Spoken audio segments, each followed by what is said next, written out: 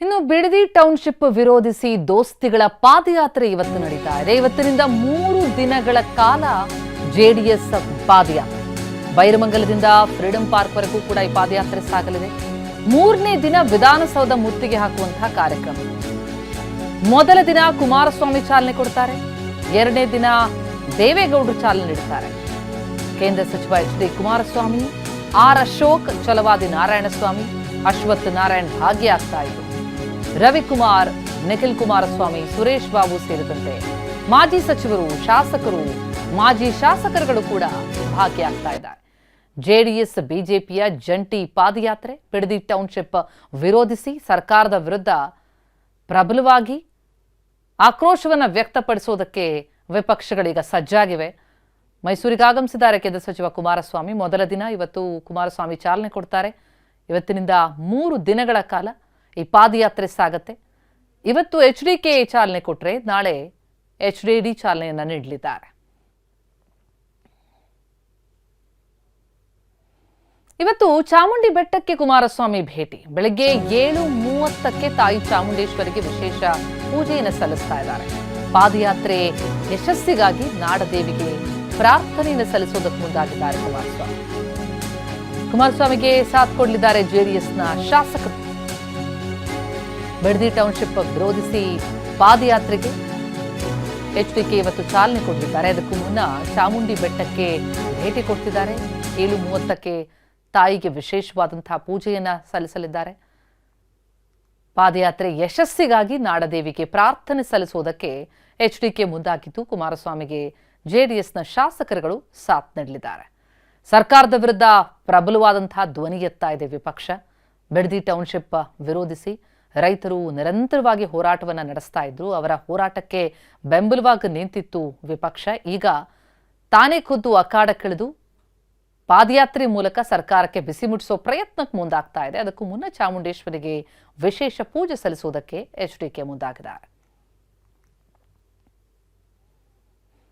ಈ ರೀತಿ ಬಿಡದಿ ಟೌನ್ಶಿಪ್ ಯೋಜನೆಯ ವಿರುದ್ಧ ಬಿಜೆಪಿ ಮತ್ತು ಜೆಡಿಎಸ್ ಪಾದಯಾತ್ರೆಯ ಸಮರ ಸಾರಿದ್ದು ಬಿಡದಿ ಭೂಯುದ್ಧ ಕಿಚ್ಚು ಹೊತ್ತಿಸಿರುವಾಗಲೇ ಕುಮಾರಸ್ವಾಮಿ ನೈಸ್ ಟೋಲ್ ಬಾಂಬ್ ಕೂಡ ಸಿಡಿಸಿದ್ದಾರೆ. ದೋಸ್ತಿಗಳ ವಿರುದ್ಧ ಕೆಂಡವಾಗಿರುವಂತಹ ಕಾಂಗ್ರೆಸ್ ಇದು ಪ್ರಾಯಶ್ಚಿತ್ತ ಯಾತ್ರೆ ಅಂತ ಹೇಳಿತ್ತು. ಆ ಪ್ರಾಯಶ್ಚಿತ್ತ ಯಾತ್ರೆಗೆ ಹಾರ್ದಿಕ ಸ್ವಾಗತ ಅಂತಲೂ ಕೂಡ ತಿರುಗೇಟು ಕೊಟ್ಟಿದೆ ಜೆಡಿಎಸ್.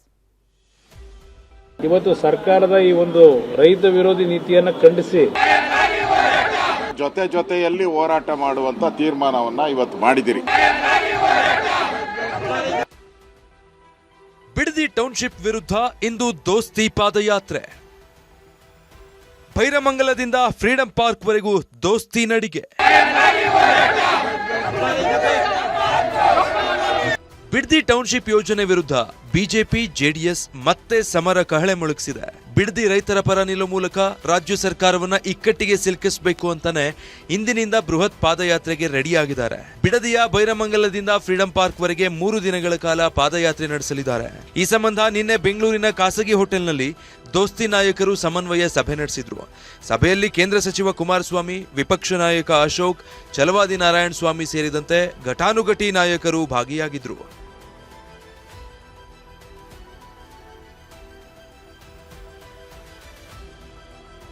ಬಿಡದಿ ಭೂಯುದ್ಧದಲ್ಲಿ ದೋಸ್ತಿಗಳ ಒಗ್ಗಟ್ಟಿನ ಮಂತ್ರ. ಸಮನ್ವಯ ಸಭೆಯಲ್ಲಿ ದೋಸ್ತಿಗಳು ಒಗ್ಗಟ್ಟಿನ ಮಂತ್ರ ಜಪಿಸಿದ್ದಾರೆ. ಈ ಹಿಂದೆ ಬಿಡದಿ ಹೋರಾಟದಲ್ಲಿ ಬಿಜೆಪಿ ಜೆಡಿಎಸ್ ಪ್ರತ್ಯೇಕ ಹೋರಾಟದಿಂದ ಗೊಂದಲದ ನೆರಳು ಕಂಡು ಬಂದಿದ್ದುಂಟು. ಹೀಗಾಗಿ ಈ ಬಾರಿ ಯಾವ ಗೊಂದಲಗಳೂ ಆಗಬಾರದು, ಹೋರಾಟ ಗಟ್ಟಿಯಾಗಿರಬೇಕೆಂದು ಒಗ್ಗಟ್ಟಿನ ಮಂತ್ರ ಜಪಿಸಿದ್ದಾರೆ. ಬಿಡದಿ ಅಕ್ವಿಜೇಷನ್ಗೆ ಸಂಬಂಧಪಟ್ಟಂತೆ ಬಿಡದಿ ರಿಯಲ್ ಎಸ್ಟೇಟ್ ಮಾಡ್ತಾ ಇರುವಂತ ಕಾಂಗ್ರೆಸ್ ಸರ್ಕಾರದ ವಿರುದ್ಧ ಒಟ್ಟಿಗೆ ಹೋರಾಟ ಮಾಡುವಂತ ಜೊತೆಯಲ್ಲಿ ಹೋರಾಟ ಮಾಡುವಂತ ತೀರ್ಮಾನವನ್ನ ಇವತ್ತು ಮಾಡಿದಿರಿ. ಪಾದಯಾತ್ರೆಯಲ್ಲಿ ಅಶೋಕ್ ಅವರು ನಾನು ಸಾಂಕೇತಿಕವಾಗಿ ನಾನು ಪಾದಯಾತ್ರೆ ಭಾಗವಹಿಸ್ತೀವಿ.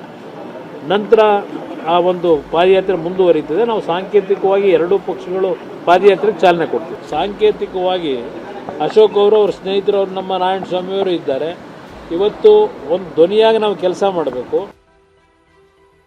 ಕೆಪಿಸಿಸಿ ಸತ್ಯ ಶೋಧನಾ ಸಮಿತಿಗೂ ಕುಟುಕಿದ ಕುಮಾರಸ್ವಾಮಿ.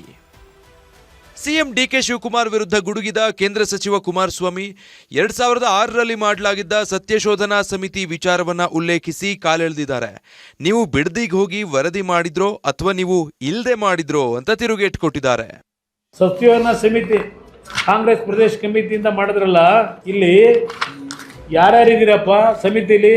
ಮುಖ್ಯಮಂತ್ರಿಗಳೇ 20 ಜನದ ಮಾಡವರ, 23 ಜನದ ಸಮಿತಿ 2006ರಲ್ಲಿ.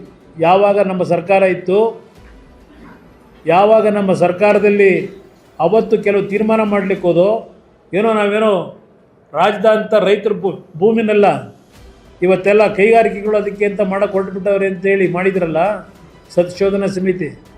ಏನು ಹೇಳಿದಿರಪ್ಪ ಅವತ್ತು? ಆ ಸಮಿತಿ ಒಳಗೆ ನೀವು ಬಿಡದಿಗೆ ಹೋಗಿದ್ರೋ ಇಲ್ಲ ನೀವು ಹಿಂದೆ ಮಾಡಿದ್ರೋ ಇದನ್ನು ಸಮಿತಿ ವರದಿನ? ಪ್ರಾಯಶ್ಚಿತ್ತ ಯಾತ್ರೆಗೆ ಹಾರ್ದಿಕ ಸ್ವಾಗತ ಎಂದ ಕಾಂಗ್ರೆಸ್. ಬಿಜೆಪಿ ಜೆಡಿಎಸ್ ನಾಯಕರ ಪಾದಯಾತ್ರೆಗೆ ಬಿಡದಿಯಲ್ಲಿ ಕಾಂಗ್ರೆಸ್ ಕಾರ್ಯಕರ್ತರು ಕೌಂಟರ್ ಕೊಟ್ಟಿದ್ದಾರೆ.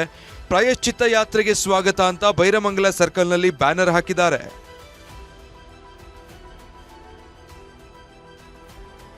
ಪ್ರಾಯಶ್ಚಿತ್ತ ಯಾತ್ರೆ ಬ್ಯಾನರ್ ವಿಚಾರಕ್ಕೆ ರಿಯಾಕ್ಟ್ ಮಾಡಿದ ಸಚಿವ ಮಾಗಡಿ ಬಾಲಕೃಷ್ಣ, ಇದು ಪ್ರಾಯಶ್ಚಿತ್ತ ಯಾತ್ರೆನೇ ಅಲ್ವಾ ಅಂತ ಕಿಚಾಯಿಸಿದ್ರು. ಇದಕ್ಕೆ ಕಿಡಿಕಾರಿದ ಕುಮಾರಸ್ವಾಮಿ, ಇವರು ಹಿಂದೆ ಪಾದಯಾತ್ರೆ ಮಾಡಿದ್ದು ಬಿಪಿ ಶುಗರ್ ಕಡಿಮೆ ಮಾಡೋಕ್ ಮಾಡಿದ್ರಾ ಅಂತ ಪಂಚ್ ಕೊಟ್ರು. ಹಾಗೆ ಮಾತು ಮುಂದುವರಿಸಿದ ಬಾಲಕೃಷ್ಣ, ಇವರೆಲ್ಲ ಕೂತು ಕೂತು ದಪ್ಪ ಆಗಿದ್ದಾರೆ, ಸ್ವಲ್ಪ ವಾಕ್ ಮಾಡ್ಲಿ ಅಂತ ಲೇವಡಿ ಮಾಡಿದ್ರು. ಪ್ರಾಯಶ್ಚಿತ್ತ ಯಾತ್ರೆನೇ ಅಲ್ವಾ? ನೀವೇ ನೋಡಿರ್ಬೇಕಲ್ಲ ಅಲ್ಲೆಲ್ಲ ಹೋಲ್ಡಿಂಗ್ಸ್ನಲ್ಲಿ. ನಾವು ಆ್ಯಡ್ ಕೂಡ ಕೊಡ್ತಾ ಇದ್ದೀವಿ, ಪತ್ರಿಕೆಗಳಲ್ಲಿ ಆ್ಯಡ್ ಕೂಡ ಕೊಡ್ತಾ ಇದ್ದೀವಿ, ಯಾರ್ಯಾರ ಕಾಲದಲ್ಲಿ ಏನೇನಾಯಿತು ಅಂತ. ಯಾರು ಈ ಒಂದು ಯೋಜನೆಯನ್ನು ಜಾರಿಗೆ ತಂದರೂ ಅವರೇ ಇವತ್ತು ಪಾದಯಾತ್ರೆ ಮಾಡ್ತಾ ಇರ್ತಕ್ಕಂಥದ್ದು ದುರದೃಷ್ಟಕರ. ಒಂದು ಪಕ್ಷದವರು ಯಾರು ಅದನ್ನು ಜಾರಿಗೆ ತಂದ್ರೆ ಅವರೇ ಪಾದಯಾತ್ರೆ ಮಾಡ್ತಾವ್ರೆ ಅಂತಂದರೆ ಅದಕ್ಕೆ ನಾವು ಪ್ರಾಯಶ್ಚಿತ್ತ ಯಾತ್ರೆ ಅಂತ ಕೊಟ್ಟಿದ್ದೀವಿ. ಅವ್ರು ಮಾಡಿದಂಥ ಪಾಪಕ್ಕೆ ಪ್ರಾಯಶ್ಚಿತ್ತಕ್ಕೋಸ್ಕರ ಪಾದಯಾತ್ರೆ ಮಾಡ್ತಾರೆ. ಈಗ ಅವರು ಹಲವಾರು ಬಾರಿ ಪಾದಯಾತ್ರೆ ಮಾಡೋರೆಲ್ಲ ಪ್ರಾಯಶ್ಚಿತ್ತಕ್ಕೆ ಮಾಡಿದ್ರ? ಅವ್ರು ಮಾಡಿರೋದು ಇಲ್ಲ ಬಿ ಪಿ ಶುಗರ್ ಸರಿ ಮಾಡ್ಕೊಳಕ್ಕೆ ಮಾಡ್ಕೊಂಡ್ರ? ಬನ್ನಿ ನೋಡೋಣ. ಪಾಪ ಅವ್ರಿಗೆಲ್ಲ ಸ್ವಲ್ಪ ಎಕ್ಸಸೈಸ್ ಮಾಡಲಿ ಅಂತ ಹೇಳವ್ರೆ, ವಾಕಿಂಗ್ ಮಾಡಲಿ ಅಂತ. ಎಲ್ಲ ದಪ್ಪ ಆಗ್ಬಿಟ್ಟವ್ರೆ, ಕೂತು ವಾಕಿಂಗ್ ಮಾಡಲಿ, ದೇವ್ರು ಒಳ್ಳೇದು ಮಾಡಲಿ ಅವ್ರಿಗೆ. ಬಿಡದಿ ಭೂಯುದ್ಧದ ನಡುವೆ ಸಿಡಿದ ನೈಸ್ ಟೋಲ್ ಬಾಂಬ್. ನೈಸ್ ರಸ್ತೆಯಲ್ಲಿ ಯಾರು ಟೋಲ್ ಕಟ್ಟಬೇಡಿ ಎಂದ HDK. ಬಿಡದಿ ಕದನಕ್ಕೆ ನೈಸ್ ಟೋಲ್ ಲಿಂಕ್ ಮಾಡಿದ ಕುಮಾರಸ್ವಾಮಿ ಲೂಟಿ ಬಾಂಬ್ ಸಿಡಿಸಿದ್ದಾರೆ. ಇನ್ಮುಂದೆ ಯಾರೂ ಕೂಡ ಟೋಲ್ ಕಟ್ಟಬೇಡಿ ಎಂದ್ರು. ಈ ಮಾತಿಗೆ ಗರಂ ಆದ ಸಚಿವ ಬಾಲಕೃಷ್ಣ, ನೈಸ್ ರೋಡ್ ಮಾಡಲು ದೇವೇಗೌಡರೇ ಅನುವು ಮಾಡಿಕೊಟ್ಟಿದ್ದು, ಜನರನ್ನ ಎತ್ಕಟ್ಟೋದು ಬೇಡ ಅಂತ ಹೇಳಿದ್ರು. ಈ ಮಾತಿಗೆ ಸಿಟ್ಟಿಗೆದ್ದ ದಳಪತಿ, ನೈಸ್ ದೇವೇಗೌಡರ ಕೂಸೆ, ನೀವು ನಿಯಮಗಳನ್ನ ಉಲ್ಲಂಘನೆ ಮಾಡಿ ನೈಸ್ ಮಾಲೀಕನಿಗೆ ಶೂ ಪಾಲಿಶ್ ಮಾಡ್ತಾ ಇದ್ದೀರಾ ಅಂತ ಗರಂ ಆಗಿದ್ದಾರೆ. ಬೆಂಗಳೂರಿನ ನಾಗರಿಕರಿಗೆ ನಾನು ಮನವಿ ಮಾಡ್ತೇನೆ, ಯಾವುದೇ ಕಾರಣಕ್ಕೂ ಟೋಲನ್ನು ಕಟ್ತಕ್ಕಂಥದ್ದನ್ನ ನಿಲ್ಲಿಸಿ. ಮೊದಲು ಈ ಸರ್ಕಾರ ಯಾವಾಗ ಸಾರ್ವಜನಿಕರಿಂದ ಟೋಲ್ನ ದರೋಡೆ ಮಾಡ್ತಾ ಇದ್ದಾರೆ ಅದನ್ನು ನಿಲ್ಲಿಸ್ತಕ್ಕಂಥದ್ದಕ್ಕೆ ತೀರ್ಮಾನ ತಗೋತಿದ್ದೀರಿ. 1 ವಾರ 10 ದಿವಸದ ಗಡುವು ಕೊಡ್ತೀವಿ. ಇದನ್ನು ವಿಧಾನಸಭೆಯಲ್ಲೂ ಬಹುಶಃ ನಮ್ಮ 2 ಪಕ್ಷಗಳ ನಾಯಕರುಗಳು ಚರ್ಚೆ ಮಾಡಲಿಕ್ಕೆ ಮನವಿ ಮಾಡಿದ್ದೇನೆ. ಅದು ಕಾನೂನು ರೀತಿಯಲ್ಲಿ ಹೋರಾಟ ಮಾಡಲಿ. ಕಟ್ಟಬೇಡಿ ಅನ್ನೋದು, ಗುಂಪು ಕಟ್ಟೋದು, ಗಲಾಟೆ ಮಾಡೋದ್ರಿಂದ ಕಾನೂನಲ್ಲಿ ಏನಾದ್ರು ಹೆಚ್ಚು ಕಡಿಮೆ ಆದರೆ ಯಾರು ಜವಾಬ್ದಾರಿ ಆಗ್ತಾರೆ? ಆ ಥರ ಜವಾಬ್ದಾರಿ ಸ್ಥಾನದಲ್ಲಿರ್ತಕ್ಕಂಥ ಕುಮಾರಸ್ವಾಮಿ ಅವರು ಕ್ಷುಲ್ಲಕ ಹೇಳಿಕೆಗಳನ್ನು ದಯಮಾಡಿ ಕೊಡೋದನ್ನು ನಿಲ್ಲಿಸಬೇಕು. ಅದಕ್ಕೆ ಕಾನೂನಿದೆ, ಕಾನೂನಲ್ಲಿ ಹೋರಾಟ ಮಾಡಿ. ನೀವು ನೈಸ್ ರಸ್ತೆ ಯಾರಿಂದ ಬಂತದ್ದು? ಯಾರ ಕಾಲದಲ್ಲಿ ಪ್ರಾರಂಭ ಆಯಿತು? ದೇವೇಗೌಡರ ಕಾಲದಲ್ಲೇ ಪ್ರಾರಂಭ ಆಗಿದ್ದು. ದೇವೇಗೌಡರು ನೈಸ್ ರಸ್ತೆ ಮಾಡದೆ ಹೋಗಿದ್ರೆ ಈ ಒಂದು ವಿಚಾರಗಳ ಚರ್ಚೆ ಆಯ್ತಿರ್ಲಿವಲ್ಲ. ಕುಮಾರಸ್ವಾಮಿ ಅವರು ಬಿಡದಿ ಟೌನ್ಶಿಪ್ಪು, ದೇವೇಗೌಡರು ನೈಸು, ಇವರೇ ಮಾಡೋದು, ಇವರೇ ಜನಗಳನ್ನ ಎತ್ಕಟ್ಟದ ಮೇಲೆ ಇವರು ಪಾಪ ಹೊರಟವ್ರೆ. ಕುಮಾರಸ್ವಾಮಿ ಕೂಸನ್ನ ನಾವು ಇಂಪ್ಲಿಮೆಂಟ್ ಮಾಡಕ್ಕೆ ಹೊರಟಿದ್ದೀವಿ. ಅವತ್ತು ನೈಸ್ ಹೇಳಿದ್ರು, ದೇವೇಗೌಡರು ಕೂಸು.